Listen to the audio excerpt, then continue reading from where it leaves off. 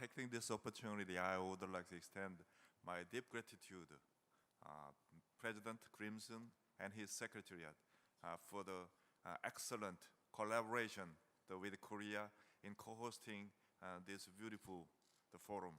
And I also thank all the distinguished participants for the kind participation for this meeting. I would like to share with you Korea's Arctic policies. Last July, Korea adopted its second Arctic policy master plan for the period from 2018 through 2022. The new policy set forth four major pillars: strengthening scientific research efforts to address climate change and other challenges in the Arctic, creating reciprocally beneficial cooperation in the Arctic, establishing partnership with Arctic states and other participants as responsible observers, and strengthening its national capacity to execute its Arctic policy. I would like to explain Korea's policy along the logic of these four pillars. First pillar is to strengthen scientific research efforts in order to address climate change and the related adverse impacts and other concerns in the Arctic. Korea's scientific engagement in the Arctic dates back to the 1990s. It was in 1991 when we first conducted a basic scientific survey in the region. We then established the Dasan Arctic Research Station in Svalbard in 2002 and built our first ice-breaking research vessel around in 2009. Korea has contributed to Arctic Migratory Bird Initiative under the Working Group of Conservation of Arctic Flora and Fauna, CAF. Korea also voluntarily submitted the National Report on Black Carbon and Methane to the related expert group. Our scientists have also carried out various joint research projects with Arctic states and international scientific institutions such as the International Arctic Science Committee. In order to strengthen its scientific research activities, Korea plans to launch Arctic Ocean Collective Expedition ACE initiative with a review of effectively utilizing the active vessel around and a second ice-breaking research vessel, which the related ministry has been eagerly pursuing. Second pillar is establishing partnership with Arctic states and other participants as a responsible observer. Korea joined the Arctic Council as a permanent observer in May 2013. We have readily participated in the work and activity of Arctic Council and other international bodies and regimes. Korea has regularly attended the senior Arctic officials meeting and the ministerial meetings. Korean experts have participated in working group, task force, and expert groups in the Arctic Council. Paying special attention to the human social dimensions, Korea has engaged indigenous people and community through various programs and activities. We are providing financial support and mapping technology to Inuit International Association for its Arctic Marine Indigenous Youth Mapping Project. And under our annual youth exchange program, we have invited some 50 young students of Arctic countries to Korea since 2015.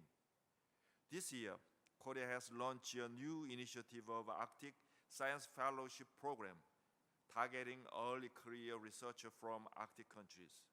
In addition, Korea has pursued cooperation with the member states of the Arctic Council and its observers. Korea holds bilateral consultation on a regular basis with the member states of Arctic Council, including Canada, Denmark, Finland, Iceland, Norway, and United States, Russia. Moreover, Korea launched the trilateral high-level dialogue on the Arctic along with Japan and China from 2016. The three Northeastern Asian countries have an annual meeting focusing on scientific research in the Arctic. Meanwhile, Korea signed the Central Arctic Ocean Fisheries Agreement with 5 the coastal states and 4 the fishing states and EU, with the view of protection and sustainable management of marine resources in the Central Arctic Oceans. Korea will take part in cooperative efforts to prevent, deter, and eliminate illegal, unreported, and unregulated fishing in the Arctic Sea area. The third pillar is exploring business opportunities and creating reciprocally beneficial economic cooperation in the area. As Korea imported almost all of gas and oil consumption, it is also keenly interested in energy resource development in the Arctic. As a maritime nation, Korea is an important stakeholder in developing Korea's Arctic shipping routes. Korean company made the first navigation through the Northern Sea route in 2013 and sent ships through the route 3 times in 2016. These voyages reaffirmed that the Northern Sea route is a shorter route to connect Asia and Europe compared to the southern route via the Suez Canal.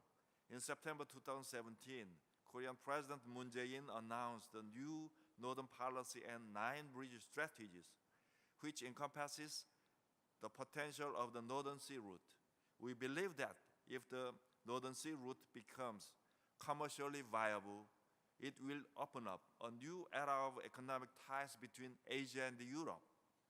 In addition, Daewoo Shipbuilding Marine Engineering, a leading Korean shipping company, was awarded a contract to build a total of 15 ARC-7 class ice-breaking LNG carriers for the Yamal project and delivered 9 vessels until now. Fourth pillar is strengthening national capacity to execute Arctic policy. Korean government plans to develop domestic institutional foundation support. It plans to pursue the enactment of legal ground for cooperation in the Arctic region. It also plans to systematically coordinate a set of implementation body, although the Korea Polar Research Institute is the leading agency for the Korean National Polar Program.